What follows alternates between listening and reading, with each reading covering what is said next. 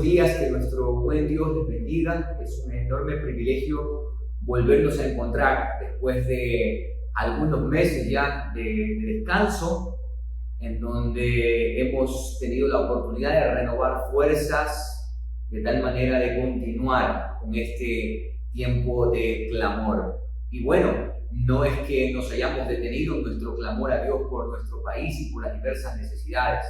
Cada uno de nosotros, estoy completamente seguro que lo hemos venido haciendo en la intimidad con Dios que tenemos cada uno, y por supuesto también en familia y en la gran familia que es la iglesia, en vigilias, tiempos de oración, en fin, no nos hemos detenido en nuestro rol, en nuestro llamado sacerdotal, que es el de interceder por los hombres, interceder por las autoridades, interceder por las naciones.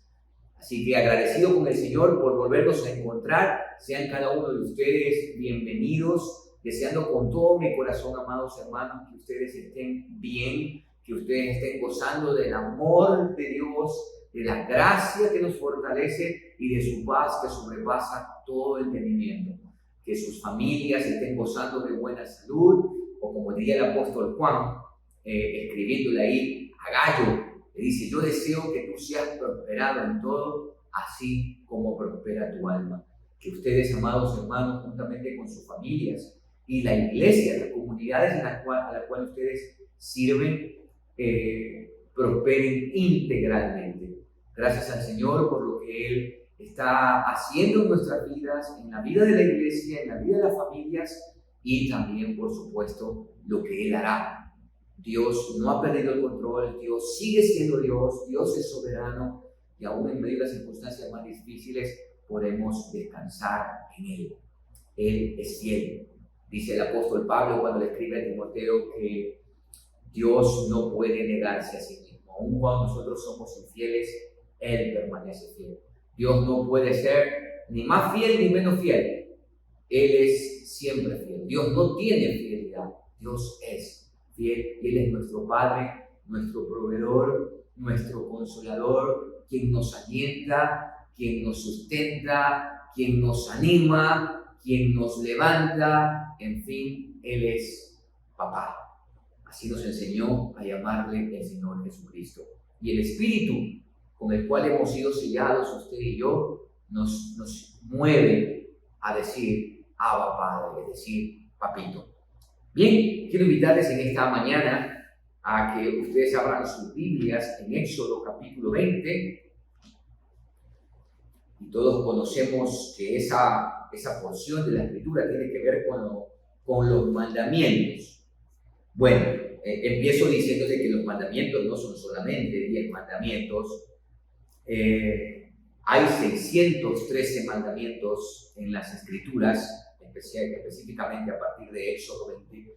Y cuando yo tengo la oportunidad de enseñar esto tanto en el seminario como en la iglesia donde sirvo, les digo que estas 10 palabras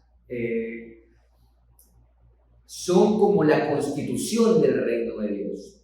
Todo el resto de leyes van a estar amparadas. Todo el resto de códigos legales van a estar amparados en esto que vemos aquí en Éxodo 20. Vamos a leer desde el verso 1 hasta el verso 17. Dice: y habló Dios todas estas palabras diciendo: yo soy el Señor tu Dios, que te saqué de la tierra de Egipto, de casa de servidumbre. No tendrás dioses ajenos delante de mí. No te harás imagen ni ninguna semejanza de lo que esté arriba en el cielo, ni abajo en la tierra, ni en las aguas debajo de la tierra. No te inclinarás a ellas ni las honrarás, porque yo soy el Señor tu Dios, fuerte, celoso, que visito la maldad de los padres sobre los hijos hasta la tercera y cuarta generación de los que me aborrecen. Y hago misericordia a millares, a los que me aman y guardan mis mandamientos. No tomarás el nombre del Señor tu Dios en vano, porque no dará por inocente el Señor al que tomare su nombre en vano. Acuérdate del día de reposo para santificarlo. 6 días trabajarás y harás toda tu obra, mas el séptimo día es reposo para el Señor tu Dios. No hagas en él obra alguna, tú, ni tu hijo, ni tu hija, ni tu siervo, ni tu criada, ni tu bestia, ni tu extranjero que está dentro de tus puertas.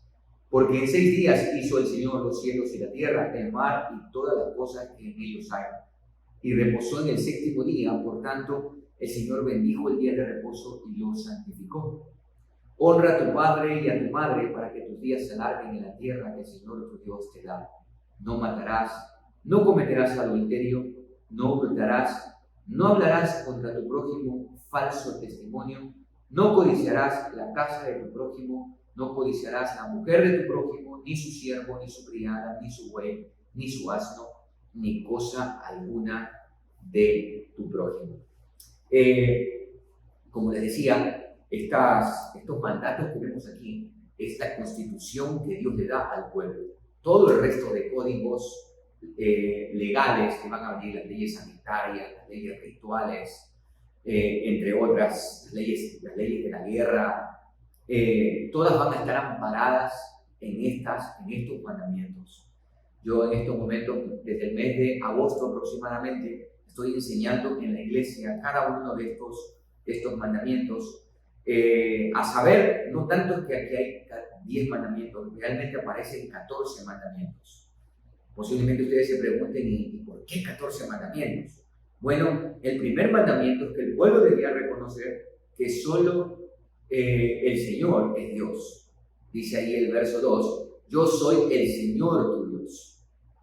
El pueblo debía reconocer, y esa es la oración más importante del pueblo de Israel, el Shema. ¿Recuerdan? Oye Israel, el Señor nuestro Dios, el Señor uno es. Lo primero que tienen que tener en cuenta este pueblo es que solo el Señor es Dios, que solo Yahvé es Dios. El segundo mandamiento tiene que ver con que solo Dios, Yahvé, es quien lo sacó de la servidumbre, de la esclavitud. En otras palabras, solo Dios es el único que puede salvar. No fueron los dioses de Egipto, algunos de ellos que lo salvaron. Es más, a través de las plagas, de esas 10 plagas, Dios se glorificó en quienes no eran dioses, incluido, por supuesto, Faraón, que se creía Dios. El tercer mandamiento, entonces, sería, no tendrás dioses ajenos delante de mí, ya que solamente Yahvé es Dios y que solamente Él fue quien lo salvó, Él es solamente su Salvador, pues no podía poner dioses delante de Él. El cuarto mandamiento, no te harás imagen, ni ninguna semejanza a lo que esté arriba en el cielo, ni abajo en la tierra, ni en las aguas debajo de la tierra. Es decir, que como cuando le fueron dados los mandamientos, ellos no vieron ninguna señal en el monte Sinaí, más que tinieblas, truenos, relámpagos, fuego. Eso fue lo que vieron. Y no vieron ninguna imagen, por lo tanto ellos no debían componer ninguna imagen, nada, ni siquiera alguna semejanza de absolutamente nada. El quinto mandamiento, no te inclinarás a ellas ni las honrarás. El pueblo solo debía adorar a Dios. El sexto mandamiento entonces sería, no tomarás el nombre del Señor tu Dios en vano. En otras palabras, el no tener el nombre de Dios a la ligera. En ningún momento Dios dijo que no se debía mencionar su nombre o no ponerlo como testigo de. No, lo que está diciendo el Señor es que no podemos tomar su nombre a la ligera. No podemos tener el nombre de Dios como algo que no tiene valor. Dios es de sumo valor. Está por demás decirlo, pero vale la pena recordárselos. Luego dice, acuérdate del día de reposo para santificarlo. La importancia de apartar ese día para contemplar, para descansar, tal como dice capítulo 2 de Génesis, que Dios contempló y reposó en el 7º día. El siguiente mandamiento sería, 6 días trabajarás y harás toda tu obra. Son 6 días que se nos manda a nosotros a trabajar. Ni 4, ni 5, 6 días en donde debemos realizar toda la obra que Él nos ha mandado y tener un día, por supuesto, para descansar, no solamente nosotros, sino también nuestra familia, también nuestros empleados, contextualizándolo a nosotros, acá había esclavos, y aún hasta los extranjeros Dios tiene cuidado ellos debían descansar. Luego dice el siguiente mandamiento: honra a tu padre y a tu madre para que tus días se alarguen en la tierra que el Señor tu Dios te da. Esta palabra, así rápidamente quiero decirles que honrar a padre y madre, la palabra honra tiene la misma connotación cuando Dios pide la honra a Él. De alguna forma que no podemos entender, Dios comparte su atributo, su dignidad, por decirlo de esta manera. Dios comparte eso que solamente el hombre debe darle a Él, esa honra, la comparte con nuestros padres. Así como Dios dice que no tendrá por inocente aquel que tome su nombre en vano, es decir, que lo tenga por ligero, la palabra honra significa algo de peso. Deshonrarlo sería también tener a nuestros padres como algo que no tiene valor. Y bueno, había mucho que decir allí. Y luego dice: no matarás. Y que tiene que ver esto de acá. ¿Qué tiene que ver esto de no matar? Yo quiero quedarme en este mandamiento. Quiero compartirlo con ustedes, este mandamiento específicamente. Y en otra oportunidad compartiré alguno de los otros. ¿Por qué quiero compartir este mandamiento? Porque nosotros estamos viviendo, amada iglesia, usted está viviendo tiempos de suma violencia. Estamos viviendo tiempos en donde, y la violencia no solamente me refiero a lo que estamos viviendo como país. Amado, hay tanta violencia intrafamiliar, y ojo con esto, dentro de las paredes de la iglesia. Y eso es algo preocupante. Aquí la palabra, esta no matarás, en hebreo, que fue escrito en el Antiguo Testamento, hay dos palabras, hay otras más, ¿no? Pero hay específicamente dos palabras que se traducen como matar o como asesinar. Una de ellas es la palabra razaj, que de hecho es la palabra que aparece aquí en Éxodo. Y en su sentido literal, la palabra razaj significa despedazar. Nunca se va a usar esta palabra, por ejemplo, cuando Dios manda a matar. Recuerdan ustedes en el libro de Josué, Dios manda a matar a los habitantes de Jericó, posteriormente de Jai, Laquis, entre otros. Ahí nunca se usa la palabra razá, se usa la palabra mud. Y la palabra mud es la misma palabra que aparece en Génesis capítulo 2, verso 16, cuando Dios le dice a Adán: de todo fruto del árbol del huerto puedes comer, mas el árbol de la ciencia del bien y del mal no comerás, porque el día que él comas, ciertamente morirás. Y ahí la palabra que aparece en ese ciertamente morirás es mud de mud, y que si lo traducimos literalmente sería muriendo morirás. Y la sentencia, como usted puede ver en Génesis 2:16, es de castigo, es de juicio. Entonces, cuando nosotros vemos en los libros de Josué que Dios manda a matar, a exterminar todos esos pueblos, usa no la expresión razá, usa la expresión mud. Es decir, que Dios, a través de Israel se estaba convirtiendo en la espada de Dios que traería juicio a esas naciones. Y esa palabra mud tiene que ver con, sí, matar, lógicamente, tiene que ver con destruir, tiene que ver con castigar, pero también tiene que ver con asunto de juicio. Nunca, amados, nunca se va a usar el término razar para hablar de esto que Dios mandaba hacer, como tampoco de el asesinato o la matanza que se producía en la guerra. Por ejemplo, cuando Joab mata a Absalón, no usa la palabra razar, el texto bíblico, usa la palabra mud, dando a entender que Joab lo mata en justicia porque Absalón se había rebelado no solamente contra su padre, lo cual la ley decía que el hijo rebelde tenía que ser apedreado, lapidado, y el primero que tenía que lanzar la piedra era su padre, sino porque también se había rebelado contra la autoridad, se había rebelado contra el rey. Así que tampoco cuando hablamos del mandamiento no matar, no asesinarás, se prohíbe lo que conocemos como la pena de muerte, ¿no? La muerte que se le imputa a un ser humano por medio de un tribunal, por medio de un juez. Entonces, ¿qué es lo que prohíbe específicamente este 10º mandamiento. Lo que prohíbe es aquella muerte que daña a la comunidad. Ejemplo de lo que nosotros vemos ahora, el sicariato, o cuando una persona mata a sangre fría a otra. Lo que prohíbe es el asesinato que se lleva a cabo de forma intencional, premeditada, calculada y a sangre fría. Para que usted me entienda mejor, es tomar la vida humana, ya sea por venganza, ya sea por pasión.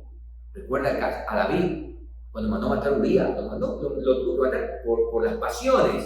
Él no quería que se enteraran de esto. Y ahí no se usa la palabra muda a propósito, ahí se usa la palabra rasá, cuando manda a que Joab lo ponga en lo más recio de la batalla.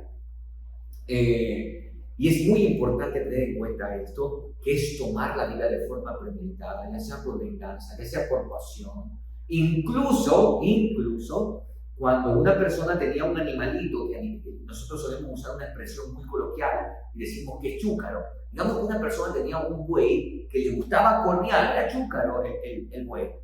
Y él, sabiendo que el buey es así, no cuidaba, no protegía, no lo encerraba a ese animalito, y ese animal mataba a una persona, el dueño del animal tenía que pagar por eso. ¿Por qué? Porque era considerado como algo premeditado, dado el caso de que no, sabiendo cómo ese animal, no puso toda la protección para el resto de la comunidad. Por eso decía que el término aquí, no matarás, es aquella muerte que no sirve a la comunidad, que daña a la comunidad, que viola la justicia. Ahora bien, ¿por qué Dios manda esto? ¿Por qué el pueblo de Dios no debía matar? Y 5 razones que quiero dejar con ustedes hoy. Primero, porque nosotros llevamos la imagen y semejanza de Dios. Y eso ya es bastante. Eso ya es suficiente. De todas las criaturas que Dios ha creado, nosotros, amados, somos los únicos que llevamos la imagen y semejanza de Dios. Somos los únicos que tenemos la capacidad de racionalizar las cosas, de hacer juicios de valor, de crear. Por supuesto, los animalitos tienen inteligencia, pero no tienen inteligencia porque se han ido a capacitar a algún lado. Es porque Dios mismo los creó con ese chip para que ellos glorifiquen a Dios a través de eso. O no nos asombramos como una liebre tan delicada, tan débil en fuerza, construye su casa en la roca. Como nos admiramos de las hormigas, entre otros animalitos. Tienen inteligencia, por supuesto, pero no tienen entendimiento. No pueden hacer juicios de valor. Eso se nos ha concedido a nosotros. Y Dios ha decidido habitar no en los animales, sino en nosotros. Somos el templo del Espíritu Santo. Por supuesto, usted va a decir, pero eso nosotros los cristianos. ¿Qué va a pasar? ¿Qué pasa con los no cristianos? El hecho de que no sean cristianos, el hecho de que estén alejados de Dios y muertos en sus delitos y pecados, no deja de un lado que lleven la imagen y semejanza de Dios, aunque deteriorada la llevan. Una segunda razón por la cual el pueblo no debía asesinar es porque el asesinato produce odio y venganza. Y por lo tanto esto iba a dañar la comunidad. Imagínense, el uno mataba al otro, el otro se vengaba al otro familiar iba por el otro, y así sustantivamente dice la chilindrina. El asesinato, amados, produce odio y venganza.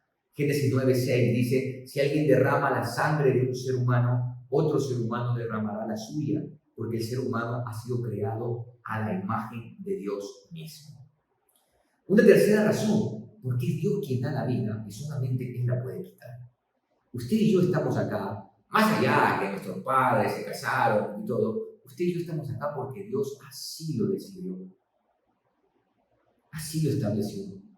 Y nosotros no podemos atribuirnos algo que solo le corresponde a Él. Por supuesto, usted va a decir, pero ¿y entonces cuando un juez manda a matar a una persona en los países donde hay la pena de muerte, o cuando existen estas muertes a causa de la guerra? Bueno, la Biblia dice que Dios a las autoridades le ha dado la espada y que de alguna forma los jueces, los magistrados representan a Dios que les ha dado la espada para que ellos evitan este tipo de juicios. Podemos decir claramente que cuando un juez condena a muerte a una persona, pues está asumiendo ese rol que Dios le ha dado, y detrás de todo lo está haciendo Dios. Por eso los jueces tienen que tener cuidado cuando emiten sus juicios, porque uno más grande que ellos está viéndolos y analizando todo. Una cuarta razón, porque una vida no es simplemente una existencia, sino que detrás de cada hombre, de cada mujer en este mundo hay un propósito muy claro, muy definido. No existen casualidades, existen causalidades. Dios todo lo crea por una causa, con un propósito bien definido. Y una quinta razón, porque la violencia, porque el asesinato, amados, corrompe la tierra. Mira que cuando Caín mata a Abel, Dios le dijo a Caín: la sangre de tu hermano clama a mí desde la tierra. Y nosotros leemos más adelante en Génesis 6 que la tierra se corrompió a causa de la violencia. Amados, el asesinato, el derramamiento de sangre corrompe la tierra. Ahora bien, ¿qué tiene que ver eso con nosotros hoy? Nosotros no es que vamos a la guerra, no estamos involucrados en el ejército, qué sé yo, no somos jueces. ¿Qué tiene que ver este mandamiento con nosotros hoy? Yo le decía a la congregación el día domingo que si alguno de ellos había faltado a este mandamiento, que levantara la mano, y nadie la levantó.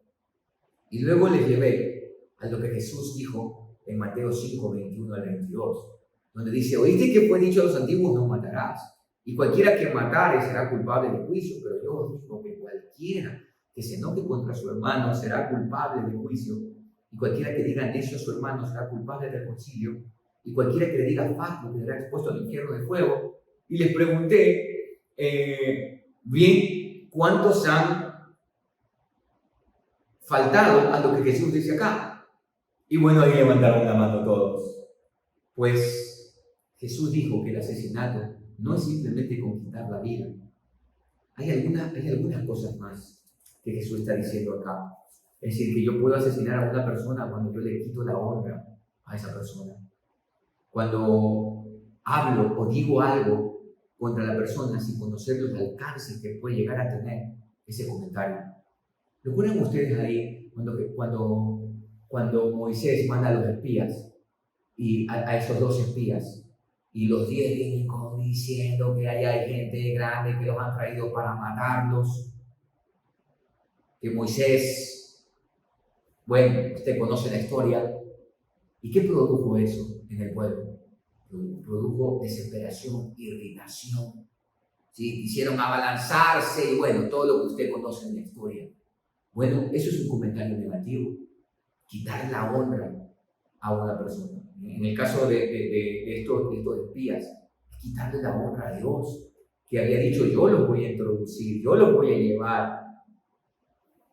Nosotros asesinamos también cuando maldecimos a una persona. Santiago, usted puede leer cuando él habla de la lengua. Él dice que con ella bendecimos al Dios y Padre, y con ella maldecimos a los hombres que están hechos a la imagen y semejanza de Dios. Cuando hablamos mal de alguien, lo estamos matando. Cuando los padres le dicen tonto, bobo, qué sé yo, cobarde a sus hijos. Cuando los lastiman con palabras, bueno, están maldiciendo, están hablando mal hacia una persona. Cuando los cónyuges no se respetan, están asesinando a aquel hombre o mujer que lleva la imagen y semejanza de Dios. Asesinamos también cuando la mujer decide abortar. Amados, el aborto es asesinato. No tiene otro nombre. No tiene interrupción. No es la interrupción del embarazo, por favor. No es la interrupción del embarazo. No se deje llenar por ese nuevo significado que le están dando a las palabras y llamando interrupción del embarazo a lo que es un asesinato. Es asesinato. El aborto es asesinato. Porque se lo hace contra una persona que es vulnerable, inocente. Se lo hace contra una persona a sangre fría. Es premeditado, es calculado, es decir, guarda todas las características de Razaf. El aborto es un asesinato. Y por último, una cuarta manera de asesinar: la eutanasia. Hoy asesinada a los padres, asesinada a los abuelos, tiene nombre ya. Hay un libro por ahí que dice el bien morir, el buen morir, y ponen abajo, y abajo tiene el subtítulo la eutanasia, el buen morir. Hay gente que dice, pero pastor, hay personas que ellos mismos piden hacerlo, pero está demostrado, amados, eso está registrado, que muchos de estos pacientes que piden morir, que tienen algún tipo de enfermedad terminal, es porque sus familiares les hacen sentir que son una carga. Pero si los familiares actuaran de una manera distinta, yo creo que otro sería el cantar. Así que, amados, no solamente matamos con quitar la vida a un bebé, a los abuelos, a los ancianos, sino también cuando quitamos la honra al prójimo, cuando maldecimos a una persona. Nosotros se nos ha llamado no solamente para heredar bendición, sino también para ser de bendición. Recuerden que Él vino a morir por nosotros, para que nosotros tengamos vida. No podemos atribuirnos nosotros el derecho, entre comillas, de poder quitar la vida de una persona. Así que, amados, que nuestro buen Dios nos dirija y les dirija a ustedes a vivir conforme a su voluntad. Que nuestro buen Dios les bendiga. Y bueno, vamos a orar en esta mañana. Como usted está acostumbrado, tenemos 5 peticiones de oración. Vamos a orar, hermanos queridos, primero por las autoridades, para que se preocupen por los ciudadanos ecuatorianos y nos brinden seguridad, que es una de las cosas de las que más estamos careciendo en estos momentos. Vamos a orar.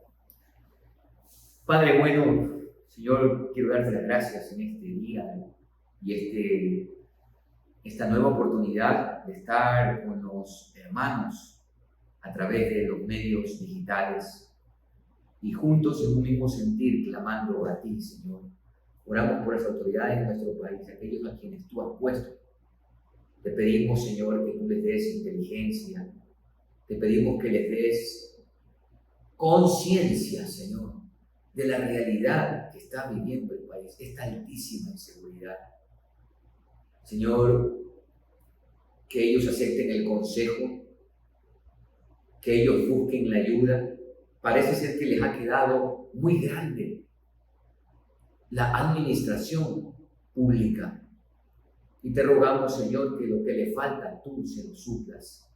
Padre, vivimos en una constante inseguridad en todos los rincones de nuestro país.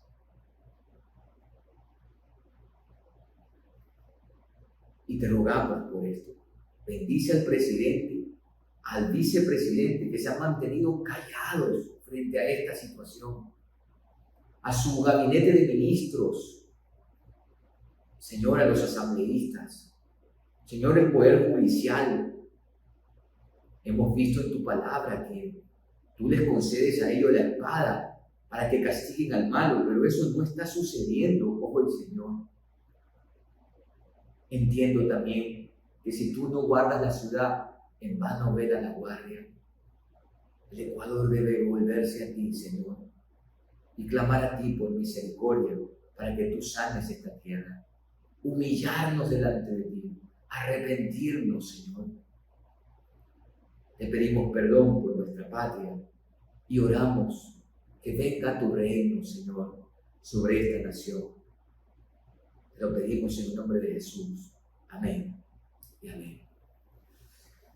Amados, en este segundo tiempo vamos a orar por la violencia en todo nuestro territorio y más específicamente por lo que se está desencadenando en Esmeraldas, en Los Ríos, en Guayas y acá en Manabí, que es lo más lamentable, ¿no? Todo este asunto de las vacunas, bueno, lo que usted escucha diariamente, el sicariato, todos los días hay muerte, todos los días hay esto, de asaltos, entre otras cosas.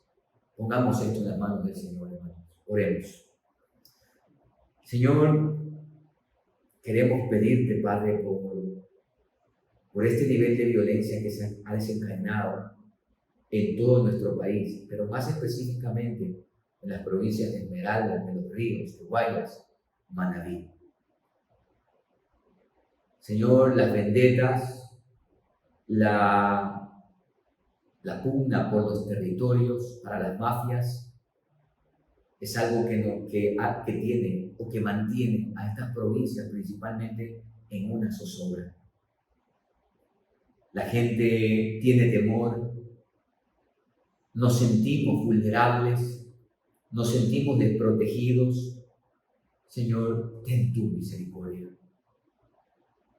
Este nivel de violencia ha causado tanta tristeza en familias. Sí, suelen decir que a quienes están asesinando son personas que están en malos pasos. Pero Señor, hemos visto a través de tu palabra que eso no nos compete a nosotros. Eso le compete a la autoridad, por la cual también hemos orado para que ejerza su rol de espada. Oramos por esto, Señor. Protégenos, Padre. Líbranos de toda esta maldad que se está desencadenando en nuestro país. Y clamamos a ti por tu ayuda. Clamamos a ti para que tú sanes esta tierra de la violencia. Lo ponemos en tus manos, en el nombre de Jesús. Amén y amén. Amados, en este tercer tiempo vamos a orar por la economía en nuestro país. Una de las causas también por la que se genera todo este tipo de delincuencia común, como se le suele llamar, es por la falta de trabajo, la falta de fuentes de trabajo. El gobierno en esta área tampoco establece un plan de cómo levantar la productividad en el país y crear fuentes de empleo. Y bueno, amados, esa es nada más una de las razones de esta situación que estamos viviendo ahora. Y oremos a aquel que es proveedor, oremos a aquel que es el sustentador y aquel a quien le pertenece el mundo y su plenitud y todo lo que en él habitamos. Oremos. Dios y Padre, queremos ahora rogarte por la economía de las familias, de los ciudadanos ecuatorianos, por la economía de nuestro país en general. Y Señor, aquí también queremos pedirte por el ministro de Economía, el ministro de Finanzas, el ministro de Laboral, el ministro de Producción. Señor, porque todos ellos deben trabajar mancomunadamente para crear fuentes de empleo en nuestro país. Señor, es triste ver cómo nuestros jóvenes profesionales salen de las fronteras de nuestro país porque no tienen la posibilidad de desarrollarse profesionalmente. Algunos, con mucha tristeza, ya ni siquiera quieren entrar a las aulas universitarias porque suelen racionalizar y decir, ¿para qué si no voy a poder trabajar? Y tienen que emigrar. Señor, y parece que esto no le duele a nadie, pero te rogamos en el nombre de Jesús que tú obres en todas estas autoridades que están a cargo de crear fuentes de trabajo, establecer políticas públicas para que haya inversión y se puedan generar plazas de trabajo. Pero también, Señor, yo te ruego por los emprendedores, para que tú les des perseverancia, para que tú les des creatividad y esos pequeños negocios crezcan como el grano de mostaza, que puedan dar trabajo a muchos, Señor. Bendice los emprendimientos, bendice la mano laboriosa, bendice a los empresarios, Señor, y que sean éticos también, tratando a sus empleados, a sus colaboradores, como hombres y mujeres que llevan esa imagen y semejanza de Dios, que son dignos, que tienen valor. Padre, ponemos esto en tus manos, sabiendo que tú harás mucho más allá de lo que nosotros esperamos, porque en ti hemos confiado. En el nombre de Jesús. Amén y amén. Y hermanos, estas dos peticiones vamos a unirlas, vamos a orar por las familias ecuatorianas, pero también vamos a orar por las familias pastorales. Que Dios les guarde, que Dios les mantenga, que Dios les sustente. Y bueno, si me está escuchando usted que es parte de una comunidad, tiene una familia pastoral, cuiden de los pastores. Ahora que se cumple la próxima semana, el Día del Pastor, que usted pueda orar por su pastor, que usted pueda acercarse a su pastor, darle un abrazo y animarle a seguir adelante. Como pastor, se lo digo, somos seres humanos y tenemos las mismas crisis y necesidades que tienen todos los seres humanos. Con una firme convicción, sí, de que Dios nos ha llamado y estamos enteramente entregados a hacer su voluntad. Así que ore para que los pastores se mantengan, para que sus familias estén firmes también, pues el ejercicio pastoral depende en gran medida de la estabilidad emocional, espiritual, por supuesto material y física de la familia. Oremos. Señor, queremos rogarte ahora por las familias ecuatorianas, pedirte en el nombre de Jesús que tengas misericordia, Señor. Padre, las estadísticas dicen que los niveles de violencia en la pandemia, de violencia intrafamiliar, crecieron sobremanera. Ha habido divorcios, separaciones, que ha asombrado a muchos, y para el asombro de nosotros, la Iglesia no ha estado exenta. Por eso rogamos a ti, Señor, que bendigas las familias, que se mantengan, que luchen. Y en esa dirección oramos también por la familia pastoral. Gracias por los pastores, gracias por mis consiervos. Gracias porque ellos han aceptado el llamado que tú les has hecho con fidelidad. Gracias por aquellos que se conducen fielmente, íntegramente delante de ti. Guárdalos, Señor. Guarda su vida, la vida de sus familias. Señor, viene a mi mente ahora el pastor que su familia había sido secuestrada por estos vacunadores. Señor, no me imagino el dolor, no me imagino la desesperación, no me imagino, Señor. Trato de ponerme en sus pies y Señor, me estremezco. Y aprovecho para pedirte por él. Aprovecho a pedirte para que tú obres en el corazón de los pastores, les infundas temor y suelten a su familia, Dios. Guarda la integridad de la familia de mi consiervo. Bendice, Señor, los matrimonios de mis consiervos. Que las esposas sean esas esposas que son refugio, que les estimulan, que les ayudan. Que los hijos sean, como dice el salmista, como saetas en la aljaba. Señor, que las iglesias cuiden de los pastores, cuiden de su familia, que sean empáticos, que no lo vean como un empleado, que lo vean, Señor, como ese servidor tuyo, que ha entregado todo a causa del llamado que tú les has hecho. Gracias, Padre, por la honra de servirte desde la pastoral. Gracias, Señor, a ti, porque tú eres quien nos llamó y asimismo el que nos mantiene, el que nos sostiene, no importando qué circunstancias tengamos que atravesar. La gloria y la honra sean para ti, amado Dios, en el nombre de Jesús. Amén y amén. Amada Iglesia, que nuestro buen Dios les bendiga a cada uno de ustedes. Un abrazo virtual para cada uno de ustedes. Cuídense, ámense, sobre todas las cosas, amen a Dios. Nada malo va a suceder si ustedes aman profundamente a Dios. Bendiciones.